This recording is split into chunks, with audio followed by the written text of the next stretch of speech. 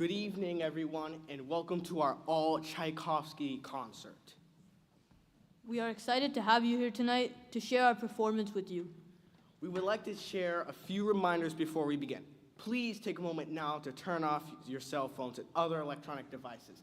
The noise and glow from your devices are distracting to the performers and the audience members around you. Please refrain from using any device to record the concert. The concert will be available immediately on the Sun Prairie Presents YouTube channel. If you purchase some baked goods from our sale, we thank you. Please stow them safely in a pocket to enjoy outside of our Performing Arts Center after the show. We are trying hard to take good care of our beautiful new facilities. Please help us by not eating or drinking while you are enjoying the performance. If you need to exit the Performing Arts Center, please try to do so during a moment of applause. If you have a fussy child, you are certainly welcome to exit as you need to. Why do an entire concert of music by one composer? Well, Peter Ilyich Tchaikovsky was quite the guy in doing deep dive into his work, allowing us to do a lot of things. The time period of where he lived, politics of Europe and Russia, and the romantic era of Western classic music. Plus, he did a really good job with his work.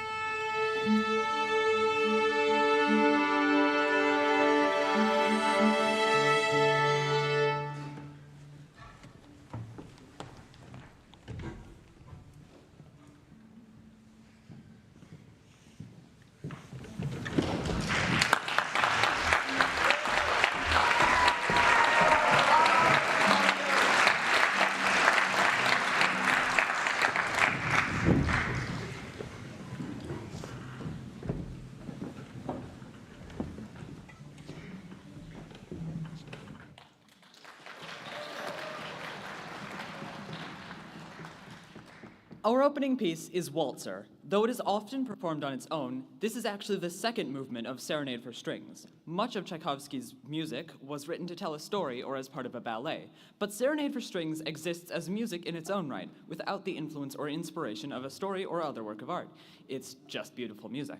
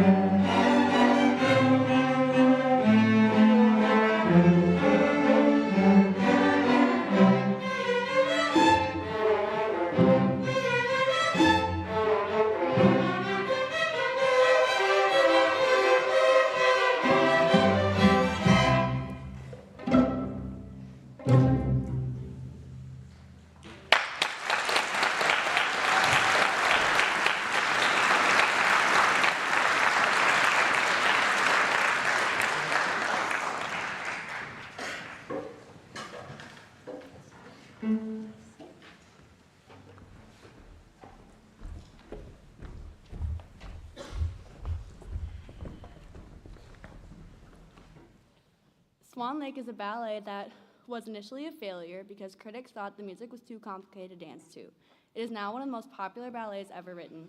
Swan Lake is about Prince Siegfried, who meets the beautiful Princess Odette, who has been turned into a swan by an evil owl wizard Rothbart. The only way Odette can be saved from her feathery curse is for someone to declare their true love for her.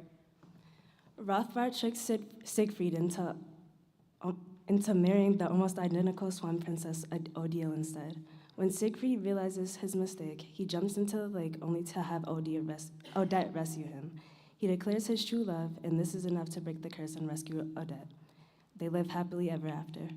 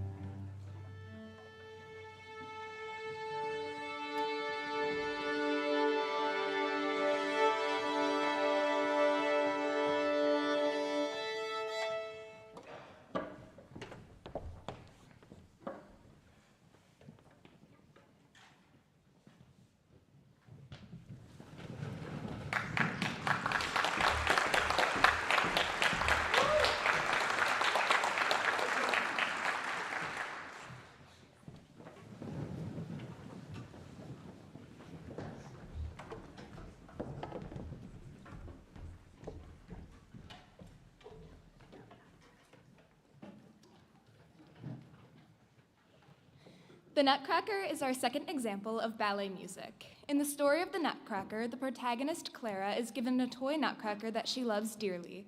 She falls asleep on Christmas Eve with the toy and dreams that the Nutcracker is alive and defeats the seven-headed Mouse King. This battle is portrayed by the tune March of the Toys, which is our first selection. After the Mouse King is defeated, the Nutcracker takes Clara on a tour of his magical kingdom where they visit the land of snow and the land of sweets. During their visit to the land of sweets, the Sugar Plum Fairies dance for them, and this is our second selection.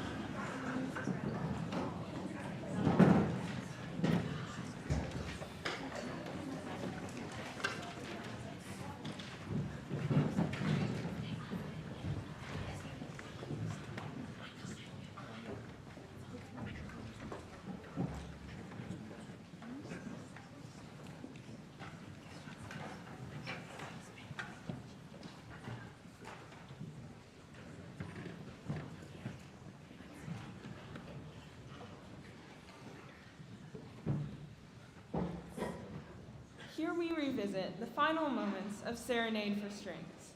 The piece starts with a lyrical theme that pushes our expressiveness as an orchestra. The main theme is based on a Volga hauling song, a song that helped manual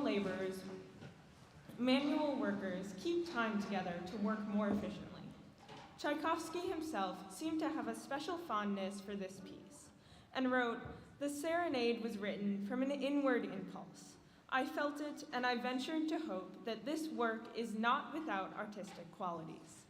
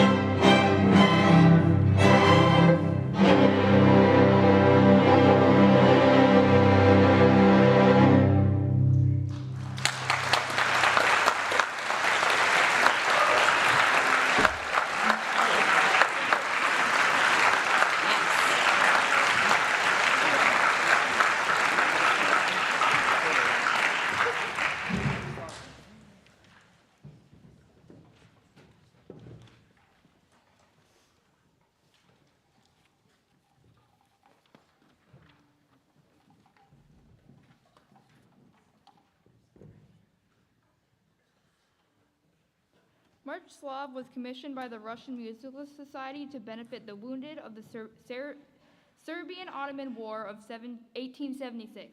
Many Russians sympathized with their fellow Slavs and sent volunteer soldiers to aid and assist Serbia. The first selection of March Slav describes the oppression of the Serbs by the Ottoman Turks. Tchaikovsky uses 2 Serbian folk songs as material, something he was known for where other composers used musical stereotypes or didn't give credit to folk musicians they borrowed from. The second selection describes Russians as the heroes coming to help the Serbs. This is based on a rustic dance that is passed down around the orchestra until it finally gives way to the Russian imperial anthem, God Save the Tsar.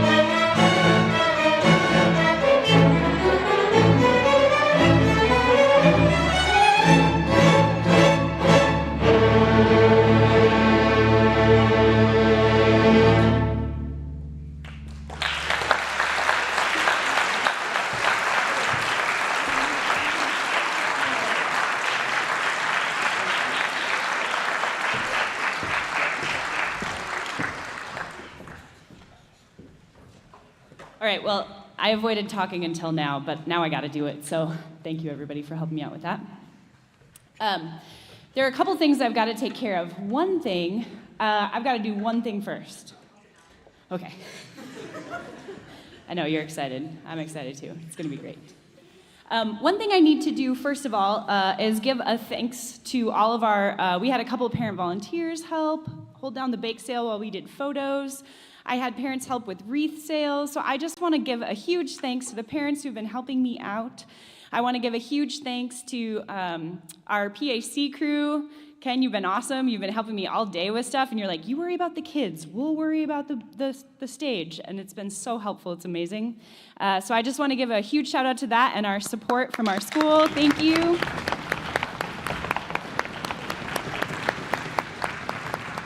And I have to grab something. I'll be right back.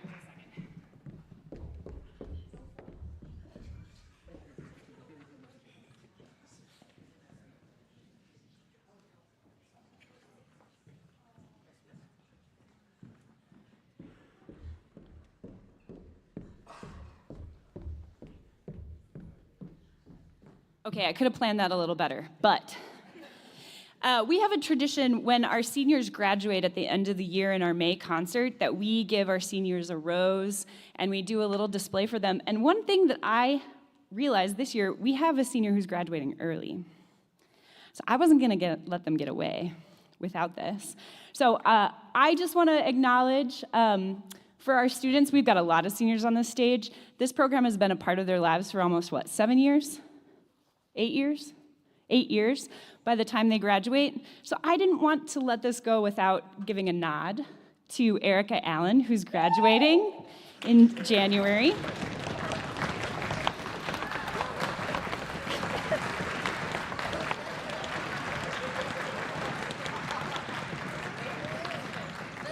It's a huge accomplishment, so thank you. Congratulations.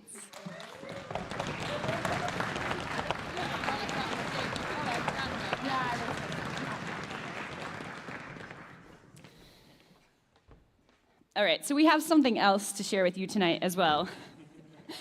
Sometimes when you get your curriculum right as a teacher, the kids get really excited about it. And I can say that I've had some students really engage with this material at another level, to the point that one of my students has made her own performance that she would like to share with us tonight. So this is going to be part of our introduction to Romeo and Juliet. And sometimes when the kids go there as a teacher, you just have to ride that wave. You just have to go there with them. So that's what we're doing tonight, all right? It's on the other stand. All right, we're gonna get set up just a second.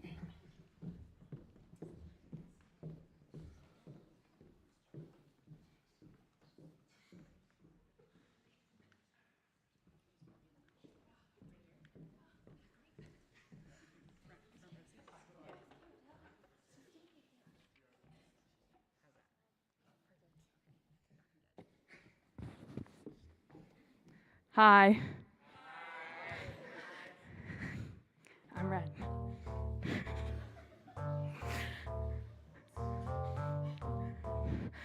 Yo!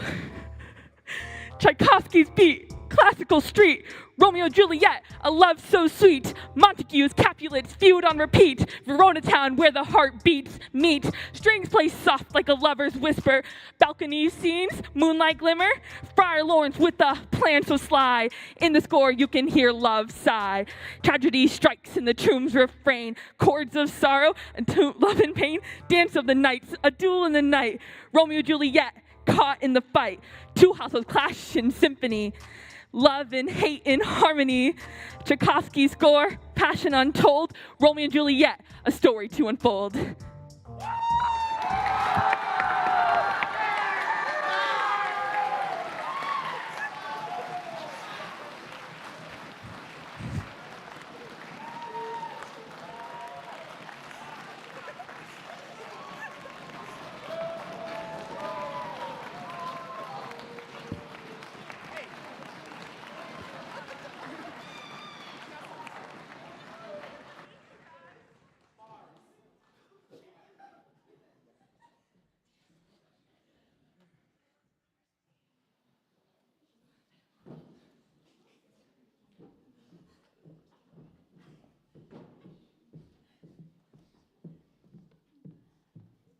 I just really couldn't say no to that, right? Like, so strong. Okay.